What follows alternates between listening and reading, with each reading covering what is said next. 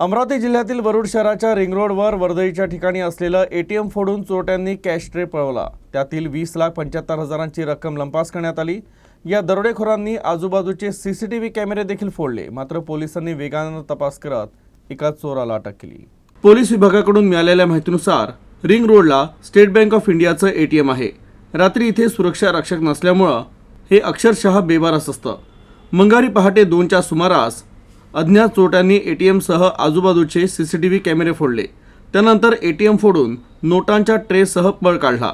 यामध्ये 20,75,000ची रक्कम असल्याचं सांगण्यात आलंय। या घटनेची माहिती वरुड पोलिसांना मिळताच त्यांनी घटनास्थळ गाठलं। गॅस कटरनं एटीएम मशीनचा पत्रा कापून रकमेवर डल्ला मारल्याची नोंद पोलिसांनी घेतली। हा प्रकार एटीएमच्या जवळ राहणारे अनिल हेटे यांच्या घरावर लागलेल्या कॅमेऱ्यात कैद झाला। तर वरुड पोलिसांच्या पथकासह श्वान पथक आणि ठासे तज्ञांनी घटनास्थळ गाठलं आणि बारकाईने तपास सुरू केला आहे। मात्र ऐन वर्दळीतील एटीएम चोरट्यांनी फोडल्यानं परिसरात खळबळ उडाली आहे।